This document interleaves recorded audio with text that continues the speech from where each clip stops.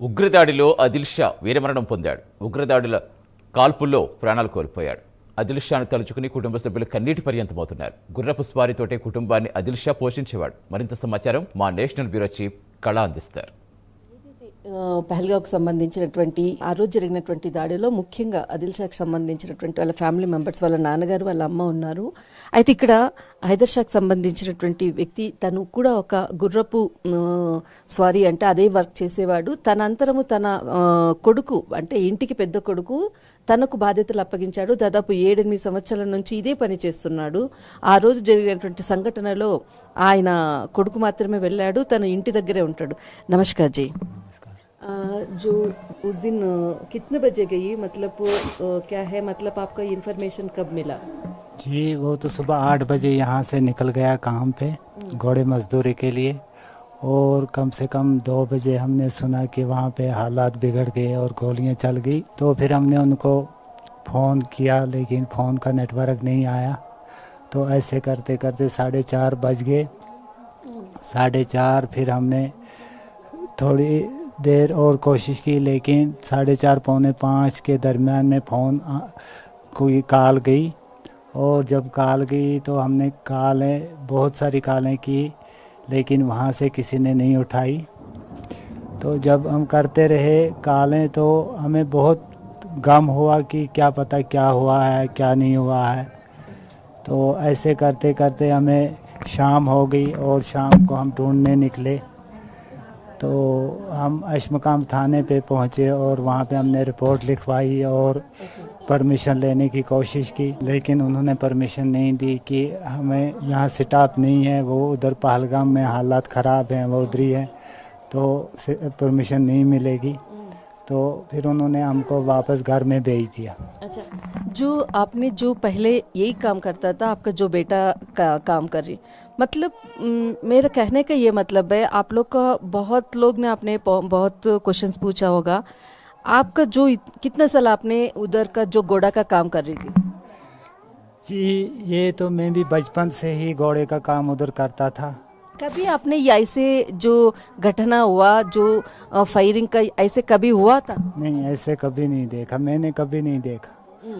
तो लेकिन जब मैं वहाँ पे बचपन से ही काम पे जाता था, लेकिन फिर जब मेरा टाइम चला गया तो फिर बच्चे हो गए, बच्चे जवान हुए, तो फिर बाद में यही उधर अमरनाथ यात्रा में भी जाया करते थे और टूरिस्ट में भी जाया करते थे। लेकिन यही बच्चा था जो सबसे बड़ा था, आदिल, जो टूरिस्ट में भी जाया करता था और अमरनाथ यात्रा में भी जाया करता था। अच्छा। लेकिन उस दिन 22 अप्रैल था जिस दिन ये घटना हुई। तो इस घटना में आदिल ने वहाँ पे अपनी जान दी, लेकिन कई लोगों की जान भी बचाई। तो इस चीज़ का मुझे फ़ख्र भी होता है कि उसने न जाने और कितनी जानें चली जाती जो बच गई। तो आदिल का ये मुझे बहुत बड़ा फ़ख्र है, लेकिन दुख भी है कि जिनकी जानें चली गई वो 25 आदमी और थे, चाहे वो हिंदू हैं या कोई भी है, फिर भी हमारे भाई हैं। तो उनकी जानें चली गई, उन पे बहुत दुख है। लेकिन आदिल ने ये अच्छे काम किया, लोगों के सामने खुद बंदूक छीनने की कोशिश भी की और खुद उनसे आगे झगड़ने के काम भी किया। तो इस पे मुझे बहुत फ़ख्र हो रहा है। अच्छा, जो काम है, मतलब आदिल का बहुत लोग का मतलब जान भी बचाया, उन लोग का किसी का आपका फ़ोन आया, किसी का फ़ोन आया आपके पास? जी फ़ोन नहीं आया, लेकिन जब इनकी ये लाशें और ज़ख्मी अस्पताल में, पहलगाम हॉस्पिटल में थे, और जब उधर से इनको श्रीनगर ले गए तो हमारे कुछ बंदे इनके साथ थे। वहाँ पे एक लड़की थी जिसका पता नहीं वो हस्बैंड था। तो उस लड़की को मेरे बेटे ने कहा कि बहन आप क्यों इतना रो रही हो, इतनी हालत आपने क्यों ख़राब कर दी है, तो आप ज़रा थोड़ा संभलो। और फिर उसने कहा मेरे बेटे ने कि मेरा भी इस वक्त जवान भाई है, उसकी लाश भी यहाँ पे है, तो आप थोड़ा सब्र करो। फिर उस बेटी ने बोला कि वहाँ पे एक घोड़े वाला था जिसने हमें बचाते बचाते और लोगों की जानें बचाते बचाते उसने अपनी जान भी उन्होंने वहीं पे मार दिया। तो इससे हमें पता चला कि हाँ ये सही। फिर बाद में उन्होंने मीडिया पे भी ये बयान दिया, आपने भी सुना होगा कि एक घोड़े वाला था जिसने हमें बचाया और लोगों को बचाने की कोशिश की, लेकिन बाद में उन्होंने उसको मार दिया और उस घोड़े वाले ने खुद उनसे हमला किया और बंदूक छीनने की कोशिश।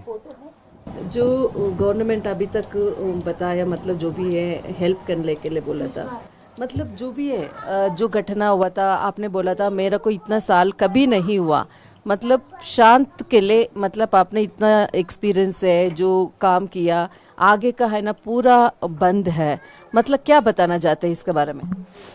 जी शांत तो पहले था, लेकिन एक ही बात नहीं है कि हमारे घर में मातम हो रहा है, ये उन 26 लोगों के घर में भी है। तो यहाँ का जो कारोबार है वो इसी वजह से बंद हो गया है। तो वहाँ के जो टूरिस्ट हैं वो आए, यहाँ के लोगों के काम भी, रोज़ी रोटी भी चलेगी, वो आए, हम उनके साथ हैं, हम अपनी जान देने को भी तैयार हैं। अगर मेरे और 2 बच्चे भी इस शहादत पाएंगे, ऐसी शहादत पाएंगे, तो मुझे कोई दुख नहीं। నాకు ఇంకొక 2 కొడుకులు ఉన్నారు. ఇలాంటి వీరమరణం పొందినటువంటి నా కొడుకు ఇంకా వీళ్ళిద్దరు కూడా అదే విధంగా చనిపోయినా కూడా నాకు ఎటువంటి భయం లేదు, నేను సెల్యూట్ చేస్తానంటూ కూడా ఏదైతే వాళ్ళ నాన్నగారు చెప్తున్నటువంటి మాటలు, నేను ఇన్ని సంవత్సరాలు కూడా ఇదే గొడ పని నేను చేశాను, అదే పహల్గావ్ తర్వాత మొత్తం అంతా కూడా అమర్నాథ్ యాత్రకు అన్ని ప్రాంతాలకు కూడా మేము వెళ్తుంటాము, కానీ నాకు సంబంధించినటువంటి ఏదైతే పెద్ద కొడుకు ఈ పని తీసుకోవాలి కాబట్టి ఆయనకు అప్పగించాను. నేను కూడా ఎప్పుడు కూడా ఇలాంటి నా ఇన్ని సంవత్సరాల్లో కూడా ఎప్పుడు కూడా ఇలాంటి ఘటన జరగలేదు కూడా, కానీ ఫస్ట్ టైం నేను ఇది చూస్తున్నాను అంటూ కూడా చెప్తున్నారు.